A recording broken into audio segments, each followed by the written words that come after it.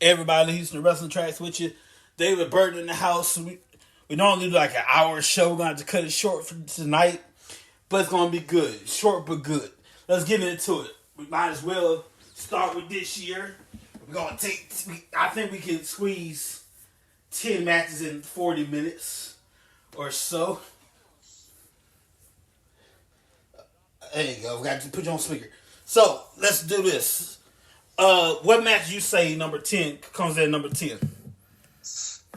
Oh, I would probably have to say Roman Reigns and Brock Lesnar, that last man standing match at SummerSlam.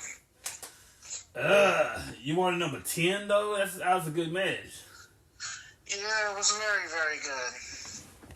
Well, somebody gotta be number 10. So. It wasn't the I don't want to say the catch can classic wrestling match, but in terms of those two beat the hell out of each other. It was more of a fight than an actual match.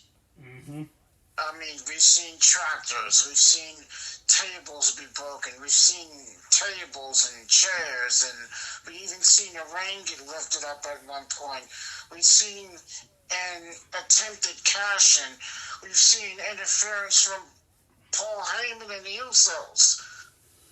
I mean, those guys did everything in that match, and those two really, really beat the hell out of each other in that match. Well, so gotta be number 10, so might as well. Alright, I would say number 9, I'm gonna put, let's see here. Ronda versus Charlotte for the umpteenth time. Was that the I Quit match? Yeah. They had a bunch of matches. I'm gonna say that. Yeah. Oh, okay. Yeah, I remember that match. That match went different than what I expected it to be. I thought Ronda was gonna come in there and dominate half the whole match, but Charlotte kind of did her thing, and she kind of held her own, and she put a lot of punishment on Ronda Rousey. Wasn't a bad match. Charlotte did get hurt in the match. She actually got injured in the match, and Charlotte hasn't been seen since, except for that Stone Cold show. But past that, she hasn't been back, and I expect her to be back by the Royal Rumble. Now, in reality, she was getting married and everything, so she had to take time away anyway. But kayfabe wise, we haven't seen her in a while. We're at number 9. Number 8, I'm going. Well, I'll let you pick number 8. Number 8. I don't know if you saw this match, the NXT UK Championship match between Jordan Devlin, who's now known as JD McDonough, on NXT 2.0, but this match took place before NXT UK ended earlier this year. He had a masterful match against Aja Dragunov. I mean, if you haven't seen that match, go back and watch it. Those two, excuse my language, excuse my French, they beat the dog shit out of each other. I mean, you want to talk about potato hitting people hard. That match was kind of tough to watch. It went from an old school wrestling match to a flat-out brawl to just a flat-out fight. Like, that match had everything. Like, those two, I was actually concerned about their damn health looking at that match. Like, those two really beat the hell out of each other. I mean, they killed each other in that match. A very, very good wrestling match, too. Now, these all can't be WWE. We need other folks to chime in. Let's go with AEW. Any good match from AEW for number 7? AEW.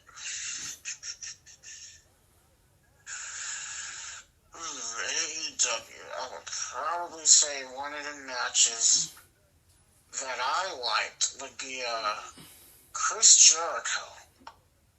Chris Jericho when he defended that Ring of Honor title against Bandito and Dynamite. That was an amazing match. And to be honest, those string of matches he had during his Ring of Honor World title reign were all very, very good. But that match had to be the best one. And people are still talking about that match now as if it happened yesterday. Even though it technically wasn't that long ago, but that had to be Chris Jericho's best wrestling match. And let me reiterate it, best wrestling match since he's been in AEW. Mm-hmm. I'll just stop there for that. I want to say from Impact Wrestling for number 6. The reason why we're doing 10 instead of 20 for the sake of time. So I want to say number 6. We're rapidly getting close to the end here, for as far as our countdown goes. So I wanted to say that's why I've been doing the whole all of them, because we haven't much time. So we're rapidly getting towards the end with the 10 countdown. Maybe next year we'll make it to 20. We're at number 6. I want to say from Impact Wrestling, Moose against EZ3. Is that this year? No, it was last year. Dang it. Well, it's hard from Impact Wrestling. I don't really pay attention to them as of late. Yeah, I'll tell you what was a good match from Impact Wrestling. It was a last woman standing match between Deonna Purrazzo and Mickie James for the Impact Women's Championship. Now that was a good match. It wasn't actually a wrestling match, but for a last woman standing match, that was pretty damn good. I mean, both females even bled in the match. That would be number 6. Number 5. Yeah, Nikki can still go. Number 5, I'm going to say... Alright, I got the list now. Josh Alexander against Moose. Ooh, that was an interesting match. I didn't think Josh Alexander was going to win as big as Moose was. And to my surprise, they had a good match. It surprised me. It really, really did surprise me. Alright, we're at number 6. Number 5, what say you for number 5? Oh, I've been waiting for you to say. I gotta go to Ring of Honor, Supercard of Honor, the first match between them boys, the Briscoe brothers, and FTR. Those two had a hell of a tag team match. That match right there was what tag team wrestling is supposed to be. Those two teams put on a damn clinic, and they went for over half an hour in a tag team match. That had to be one of the best tag team matches I've seen in probably the last 2 or 3 years. That match was amazing. And FTR won the belts that night. Number 4, I'm going Amazing to say CM Punk MJF dog collar match. Yeah, I didn't like the ending. It was good though. I didn't like the ending much. Let's say for number 3. Number 3, I'm gonna have to go with New Japan. I'm gonna have to go with Kazuchika Okada and Will Ospreay when they battled for the IWGP Championship at Wrestle Kingdom back in January. Those two stole the damn show with their match. Stole the show. My opinion, number 2, I'm going to say, let's go with AEW. I'll say Suzuki, Jericho, and Guevara against Kingston, Wheeler, and Shada. Those guys were all over the place. You want to talk about wanting to get your hands on somebody and just pure dislike for somebody. That match is a match to watch. And they got a little personal with Jericho and Shada. Jericho but shot his father in the walls of Jericho. And he's just a referee. Yeah, you don't put your hand on a man's family. You don't do that, because then you're asking for more trouble. Severe trouble. Jericho found that out the hard way, but he ended up putting on a very entertaining match by that. And again, hats off to Chris and some of the people involved. I say Chris was the MVP of that match by what he did in that match. Number 2, what's say you? Number 2, I'm going to go back to Clash at the Castle. I'm going to have to go with the Sheamus Gunther Intercontinental Championship match. Unbelievable match. That match was kind of similar to the Jordan Devlin Dragunov match I mentioned earlier. Those two again beat the tar out of each other and put on a damn good wrestling match. Well, the time has come very rapidly to choose the number 1 match of the year. I'm going to go with good old WWE. I'm going to say in a trilogy of matches, wrapping the 1, Cody Rhodes, Seth Rollins, 1 through 3. I like the fact that they put him with Seth Rollins. And I was surprised Cody did win all 3 matches. I thought Seth was going to win the Hell in a Cell match, but I was very, very surprised that he lost. And they had a series of very, very good matches. And I can't wait to see Cody back in the ring. Yes, sir. Well, ladies and gentlemen, that is our annual countdown. We got plenty more to talk about in just a moment. First of all, I gotta wish everybody happy Hanukkah to you.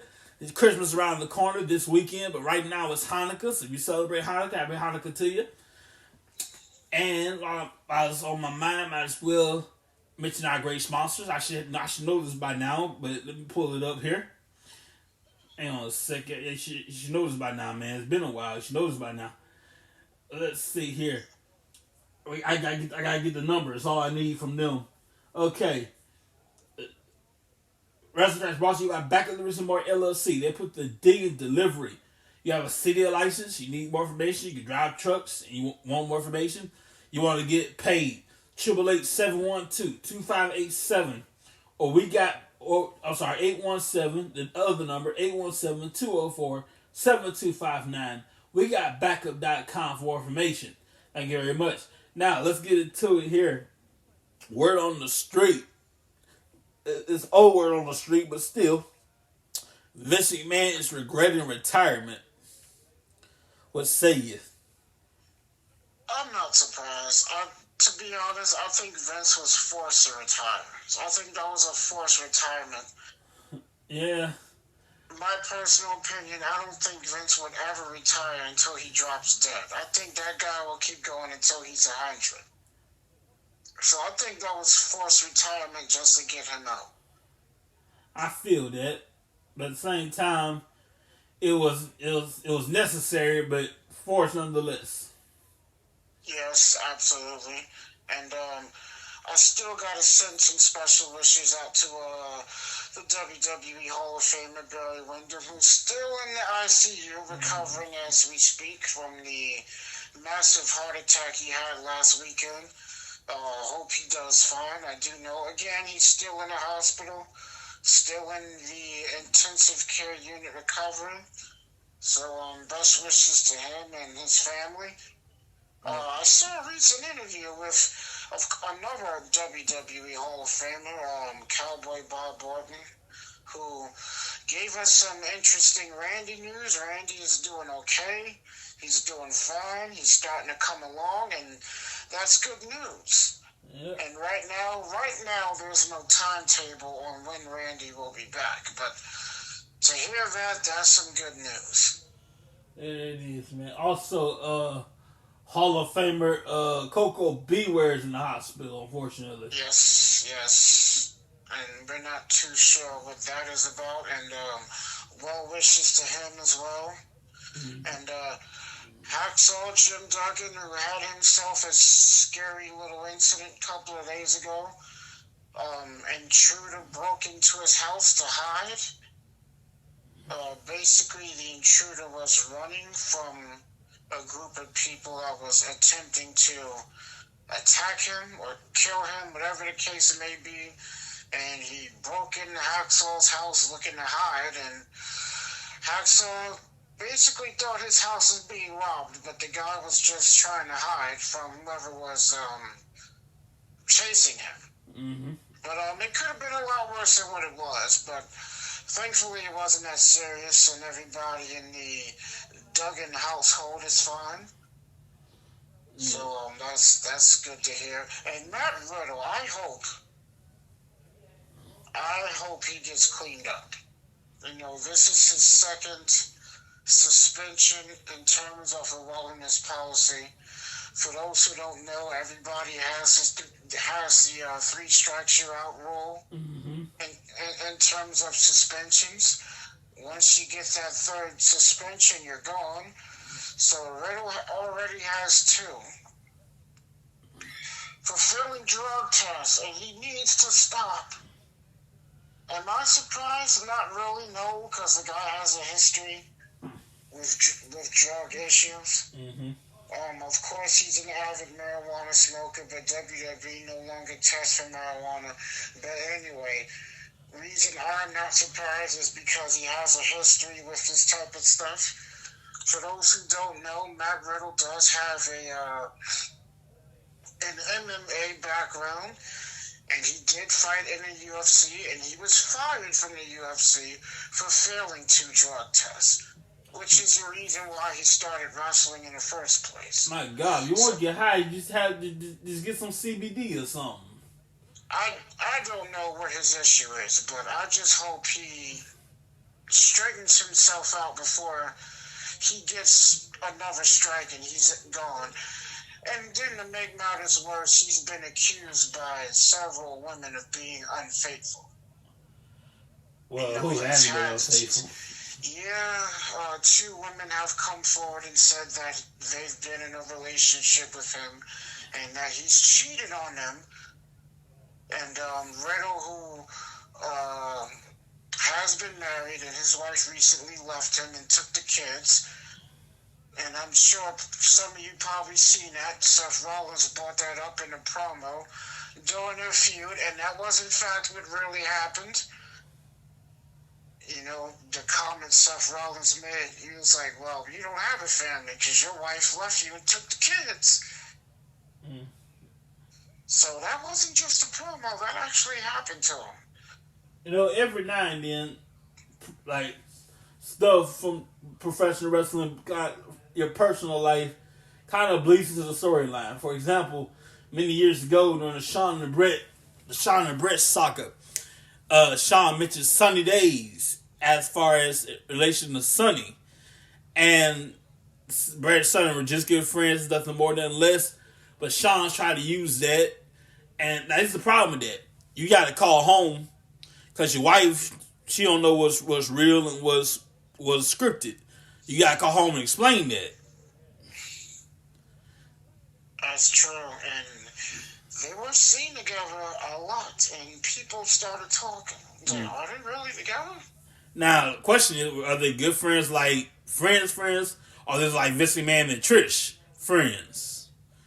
They were friends. I'll take Bo Bass and my best friends. Well, I don't know, but point is, yeah, he used that. Yes, sir. I remember. Everybody remember the Vince and Trish. Oh, we're just friends. Taking a bubble bath together. I'll take bubble baths with my friends. Yeah, that was just a silly story. Watching that now, I watched that back a few months ago. I'm like, how in the hell we got away with that? Well, it was a different time back then. You can't do that now. Definitely can't do that. Because everybody is soft all of a sudden. I mean, protests and everything. S-word, soft, because that's exactly what it is. Soft. Can't even watch A lot of the stuff that they've done in the original ECW, some of the stuff that they've done in the Attitude Era. Mm-hmm. My God. Now, you want to do something like that, the best thing for you to do is to come on television late. Because everybody's sleeping. Yeah. I agree with that, yeah. Which, I gotta give credit to Paul Heyman, that was smart of him, to have his shows air like at 1, 2 o'clock in the morning. Who the hell is going to be seeing what you're doing anyway? Mm-hmm. Not that it stopped him from still getting in trouble, but yeah, he was able to get away with a lot more stuff coming on late at night. Definitely, man. What's interesting, the controversial crucifixion they did, and unfortunately for them, it turned Kurt Angle's in the building, and that kind of went south. Yeah, Kurt did not like that. Yeah, so he and then on top even some of the wrestlers in the company didn't like it. On top of that, Kurt was going to join ECW, so that happened.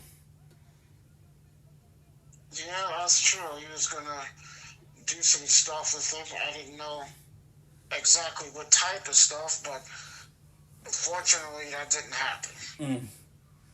Because I want nothing to do with this, and I'm not coming back here.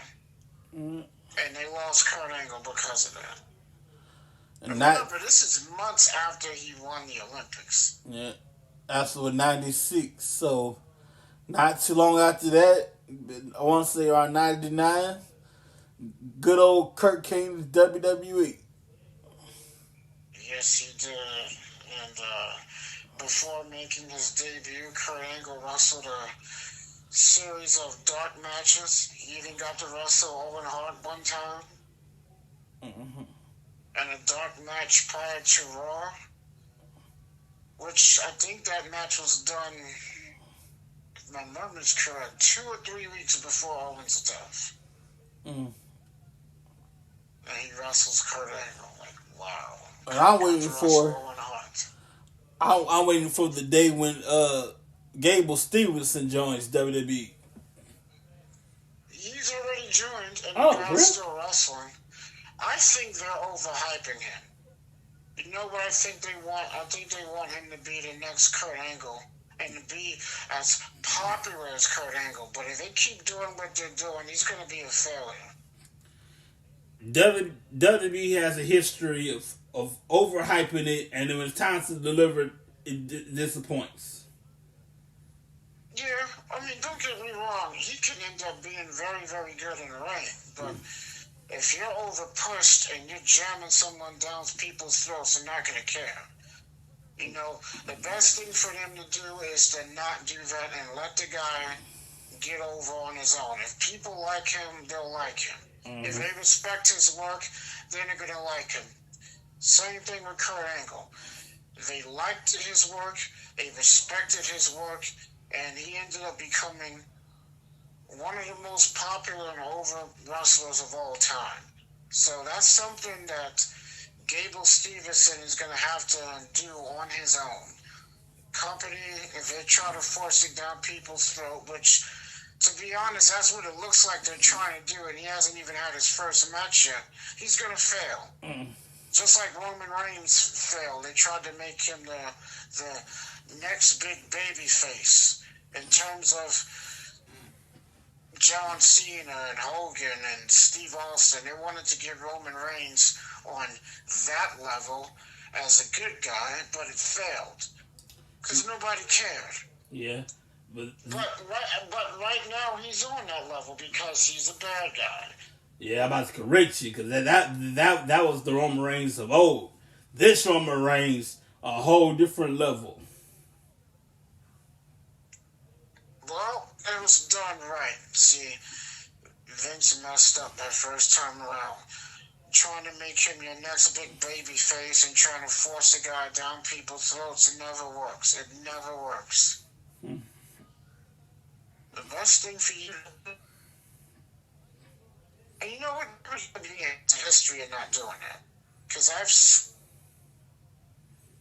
their own. Hang on, man. You all over the place. Say again? WWE has a history of. Hang on, y'all. Got technical problems all over the place, man. Already. Ain't that something? It would be registered out technical difficulties. Hey, Dave, you still there? Yep. Yeah, we got you jumping all over the place, man. All right.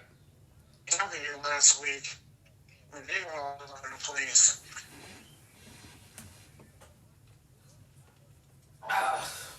Ladies and gentlemen, Janets were coming or going. it will be wrestling tracks out technical difficulties. So I appreciate your support, ladies and gentlemen, and you can help us get better. We appreciate every donation that you sow, if you will, and we appreciate it. Here's the official ways to do that. Cash App, the money sign wrestling tracks, anchor.fm /wrestling tracks. On the bottom where you see support, click support. You can do 99 cents, $4.99, or $9.99 a month. Cancel any time. Your support makes our show better, with better equipment, better stuff, day after day. Whenever we do it, I appreciate you guys for your support. David, let me ask you this before we have any more technical difficulties. A lot of people thought AEW wouldn't make it this long. What's your opinion?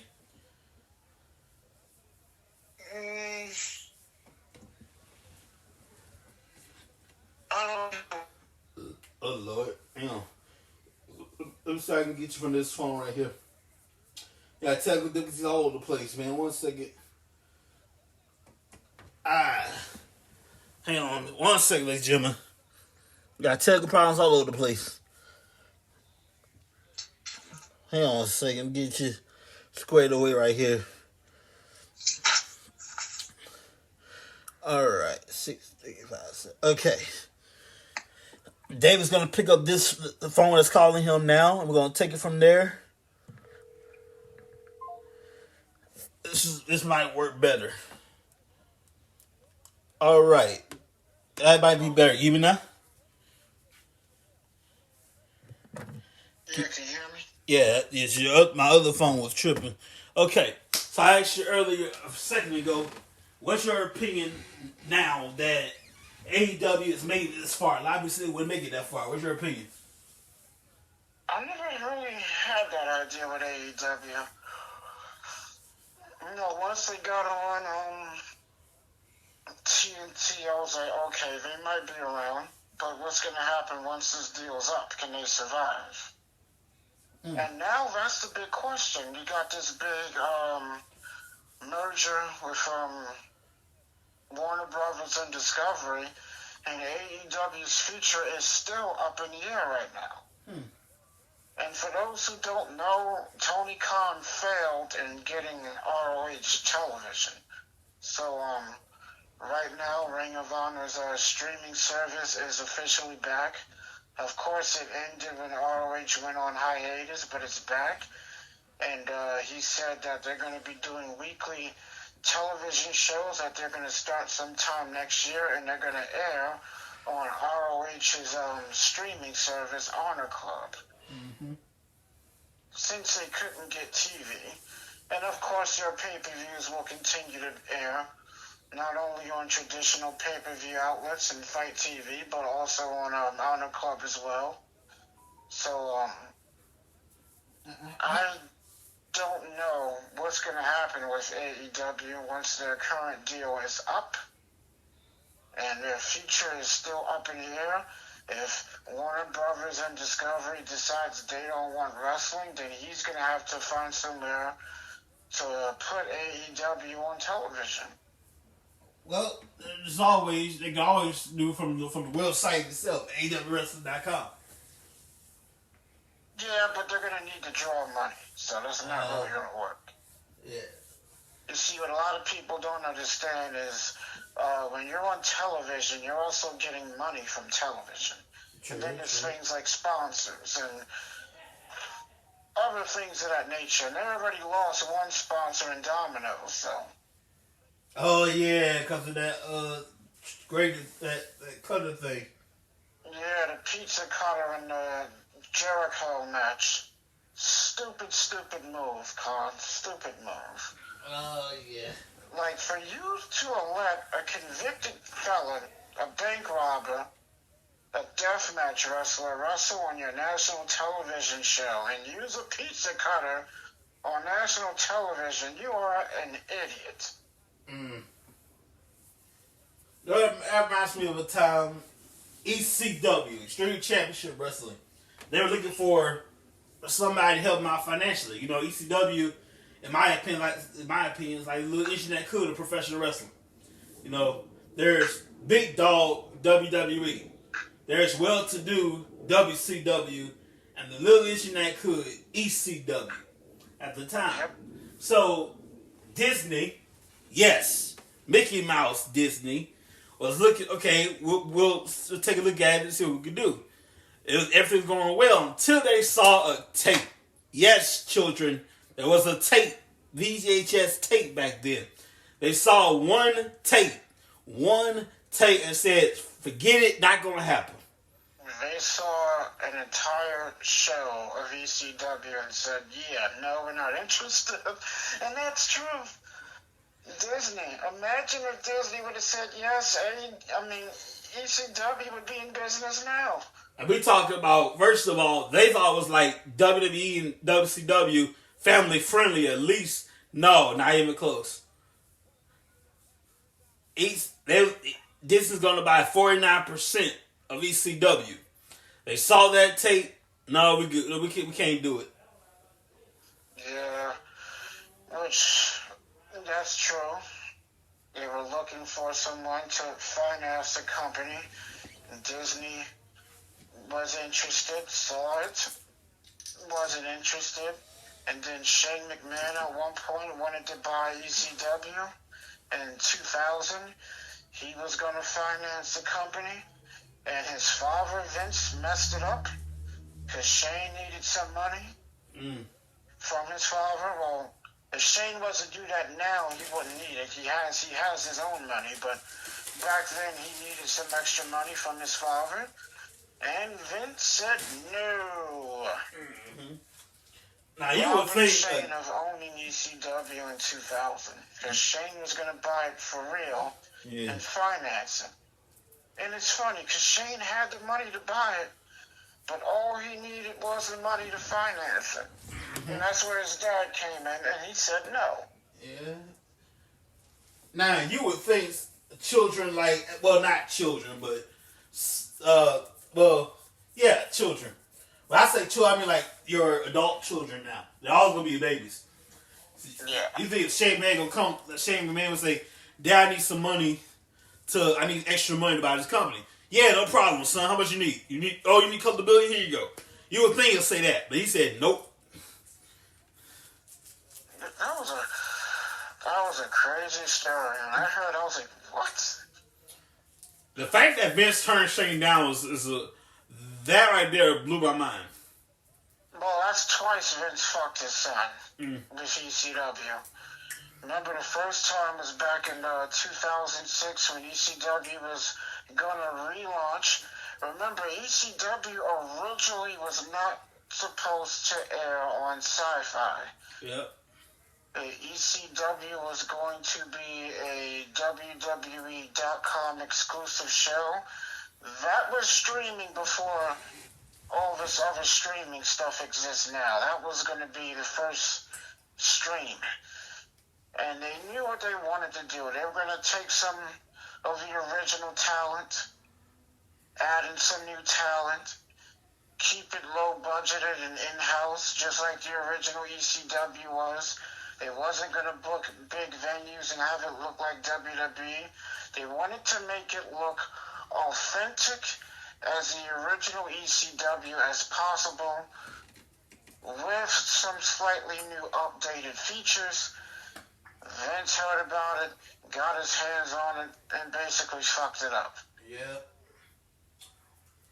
Now, in my personal opinion, I think if Vince hadn't came and got his little grubby fingers on it, I think that third ECW plan would have worked without Vince messing it up. I went back and watched it. The last episode was the death bell to ECW. If Vince had to get his hands on ECW, he's like, we're going to bring it back as a thoroughbred, and we're going to have it on Sci-Fi. And I initially was excited, and I gave it a chance. Deep down inside, a small part of me was going to say this is going to suck, but I still gave it a chance. Yeah, but from the ashes of ECW, brought us NXT. Now, the beginning NXT did suck. It's like game show based thing that sucked at the beginning, but eventually it'll grow until a phenomenon until 2020 hit. Yeah, true. Remember, NXT started as developmental, then it became a third brand, and then it went back to developmental. Mm-hmm. The death of NXT, in my opinion, no fault of their own, kind of, sort of, but COVID kind of killed NXT. 2020 hit. NXT was still fine. I think what killed NXT was Vince. When he took it from Triple H and took over, that's when it died. Yeah. And it became that 2.0 nonsense. And then people started leaving because they had that massive firing. And then certain people, contracts expired and they chose not to stay. Remember, only a select few of guys who didn't get fired, their contracts were up, and they chose not to stay. People like Adam Cole, people like Johnny Gargano before he came back, even Kyle O'Reilly, his contract expired, he wasn't released. He was like, I'm out of here. Because they didn't trust their careers in Vince McMahon's hands, and I don't blame them. And you know, let me tell you something. I'm going to say this.